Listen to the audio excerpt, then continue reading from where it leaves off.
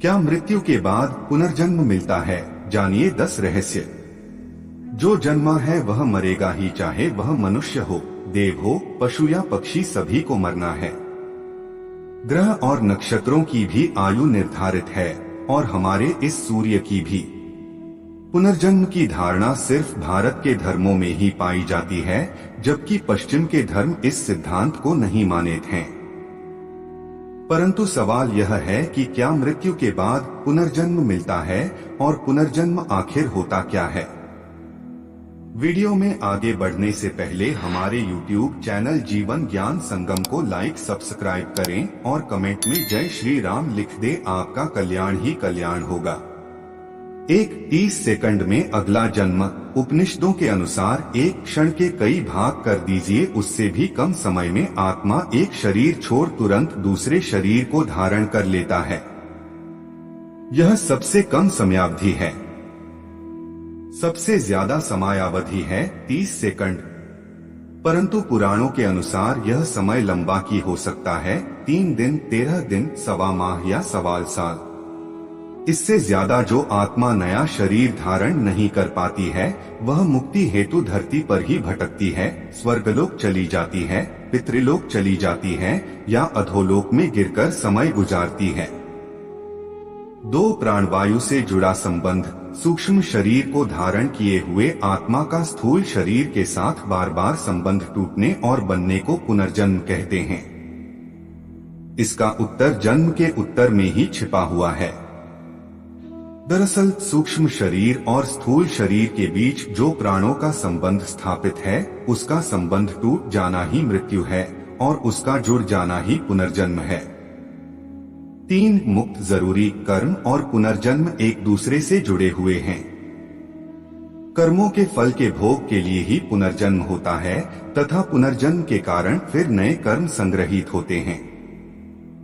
इस प्रकार पुनर्जन्म के 2 उद्देश्य हैं। पहला यह कि मनुष्य अपने जन्मों के कर्मों के फल का भोग करता है, जिससे वह उनसे मुक्त हो जाता है। दूसरा यह कि इन भोगों से अनुभव प्राप्त करके नए जीवन में इनके सुधार का उपाय करता है, जिससे बार बार जन्म लेकर जीवात्मा विकास की ओर निरंतर बढ़ती जाती है तथा अंत में अपने संपूर्ण कर्मों द्वारा जीवन का क्षय करके मुक्तावस्था को प्राप्त होती है। 4 दूसरे जन्म की जाति पुनर्जन्म के बाद मिलती है। कौन सी योनि, यह सभी सोचते होंगे। जन्म को जाति भी कहा जाता है, जैसे उदाहरणार्थ वनस्पति जाति, पशु जाति, पक्षी जाति और मनुष्य जाति। कर्मों के अनुसार जीवात्मा जिस शरीर को प्राप्त होता है वह उसकी जाति कहलाती है। यदि अच्छे कर्म किए हैं तो कम से कम मनुष्य से नीचे की जाति नहीं मिलेगी। बुरे कर्म किए हैं तो कोई गारंटी नहीं। 5 पुनर्जन्म पर शोध। गीता प्रेस गोरखपुर ने भी अपनी एक किताब परलोक और पुनर्जन्मांक में ऐसी कई घटनाओं का वर्णन किया है जिससे पुनर्जन्म होने की पुष्टि होती है। वेदमूर्ति तपोनिष्ठ पर श्रीराम शर्मा आचार्य ने एक किताब लिखी है, पुनर्जन्म एक ध्रुव सत्य। इसमें पुनर्जन्म के बारे में अच्छी विवेचना की गई है। पुनर्जन्म में रुचि रखने वाले को ओशो की किताबें जैसे विज्ञान भैरव तंत्र के अलावा उक्त 2 किताबें जरूर पढ़ना चाहिए।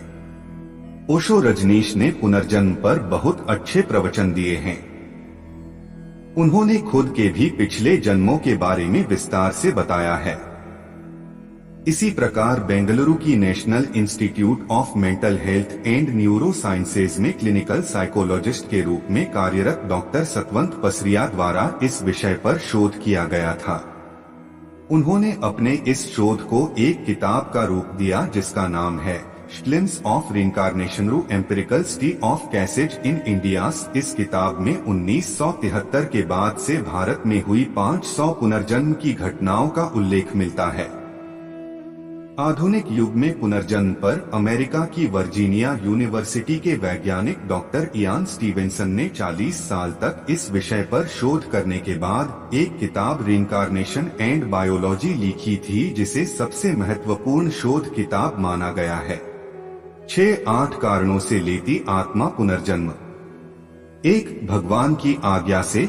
भगवान किसी विशेष कार्य के लिए महात्माओं और दिव्य पुरुषों की आत्माओं को पुनः जन्म लेने की आज्ञा देते हैं। 2 पुण्य समाप्त हो जाने पर संसार में किए गए पुण्य कर्म के प्रभाव से व्यक्ति की आत्मा स्वर्ग में सुख भोगती है, और जब तक पुण्य कर्मों का प्रभाव रहता है वह आत्मा दैवीय सुख प्राप्त करती है। जब पुण्य कर्मों का प्रभाव खत्म हो जाता है तो उसे पुनः जन्म लेना होता है। 3 पुण्य फल भोगने के लिए कभी कभी किसी व्यक्ति द्वारा अत्यधिक पुण्य कर्म किए जाते हैं और उसकी मृत्यु हो जाती है, तब उन पुण्य कर्मों का फल भोगने के लिए आत्मा पुनः जन्म लेती है। 4 पाप का फल भोगने के लिए। 5 बदला लेने के लिए आत्मा किसी से बदला लेने के लिए पुनर्जन्म लेती है। यदि किसी व्यक्ति को धोखे से, कपट से या अन्य किसी प्रकार की यातना देकर मार दिया जाता है तो वह आत्मा पुनर्जन्म अवश्य लेती है। 6 बदला चुकाने के लिए। 7 अकाल मृत्यु हो जाने पर। 8 अपूर्ण साधना को पूर्ण करने के लिए। 7 इस तरीके से जाने आप अपना पिछला जन्म, इसे जाति स्मरण का प्रयोग कहते हैं। इसके बारे में तो आपने पढ़ा ही होगा। जब चित्त स्थिर हो जाए अर्थात मन भटकना छोड़कर एकाग्र होकर श्वासों में ही स्थिर रहने लगे, तब जाति स्मरण का प्रयोग करना चाहिए। जाति स्मरण के प्रयोग के लिए ध्यान को जारी रखते हुए आप जब भी बिस्तर पर सोने जाएं तब आंखें बंद करके उल्टे क्रम में अपनी दिनचर्या के घटनाक्रम को याद करें। जैसे सोने से पूर्व आप क्या कर रहे थे, फिर उससे पूर्व क्या कर रहे थे, तब इस तरह की स्मृतियों को सुबह उठने तक ले जाएं। दिनचर्या का क्रम सतत जारी रखते हुए मेमोरी रिवर्स को बढ़ाते जाएं। ध्यान के साथ इस जाति स्मरण का अभ्यास जारी रखने से कुछ माह बाद जहां मेमोरी पावर बढ़ेगा, वहीं नए नए अनुभवों के साथ पिछले जन्म को जानने का द्वार भी खुलने लगेगा। जैन धर्म में जाति स्मरण के ज्ञान पर विस्तार से उल्लेख मिलता है। इसके अलावा योग में अष्ट सिद्धि के अलावा अन्य 40 प्रकार की सिद्धियों का वर्णन मिलता है। उनमें से ही एक है पूर्वजन्म ज्ञान सिद्धि योग। इस योग की साधना करने से व्यक्ति को अपने अगले पिछले सारे जन्मों का ज्ञान होने लगता है। यह साधना कठिन जरूर है, लेकिन योगाभ्यासी के लिए सरल है। सम्मोहन क्रिया से भी पिछला जन्म जाना जा सकता है। 8 मरने के बाद कौन कहां चला जाता है, यजुर्वेद में कहा गया है कि शरीर छोड़ने के पश्चात जिन्होंने तपध्यान किया है वे ब्रह्मलोक चले जाते हैं, अर्थात ब्रह्मलीन हो जाते हैं। कुछ सत्कर्म करने वाले भक्तजन स्वर्ग चले जाते हैं। स्वर्ग अर्थात वे देव बन जाते हैं। राक्षसी कर्म करने वाले कुछ प्रेत योनि में अनंत काल तक भटकते रहते हैं और कुछ पुण्य धरती पर जन्म ले लेते हैं। जन्म लेने वालों में भी जरूरी नहीं कि वे मनुष्य योनि में ही जन्म लें। गति कई प्रकार की होती है। प्रेत योनि में जाना एक दुर्गति है। 9 जन्म चक्र। पुराणों के अनुसार व्यक्ति की आत्मा प्रारंभ में अधोगति होकर पेड़ पौधे, कीट पतंगे, पशु पक्षी योनियों में विचरण कर ऊपर उठती जाती है और अंत में वह मनुष्य वर्ग में प्रवेश करती है। मनुष्य अपने प्रयासों से देव या दैत्य वर्ग में स्थान प्राप्त कर सकता है। वहां से पतन होने के बाद वह फिर से मनुष्य वर्ग में गिर जाता है। यदि आपने अपने कर्मों से मनुष्य की चेतना के स्तर से खुद को नीचे गिरा लिया है तो आप फिर से किसी पक्षी या पशु की योनि में चले जाएंगे। यह क्रम चलता रहता है, अर्थात व्यक्ति नीचे गिरता या कर्मों से ऊपर उठता चला जाता है। 10 प्रारब्ध कर्म। यही कारण है कि व्यक्ति को उसके कर्मों के अनुसार जीवन मिलता है और वह अपने कर्मों का फल भोगता रहता है। यही कर्मफल का सिद्धांत है। प्रारब्ध का अर्थ ही है कि पूर्व जन्म अथवा पूर्व काल में किए हुए अच्छे और बुरे कर्म जिसका वर्तमान में फल भोगा जा रहा हो।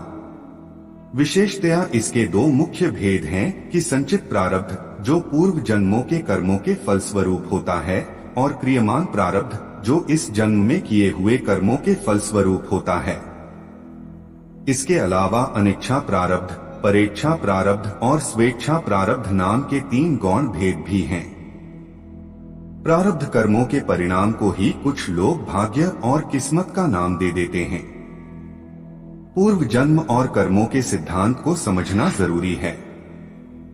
आज के लिए बस इतना ही। मिलते हैं न्यू वीडियो पर। जय हिंद, जय भारत।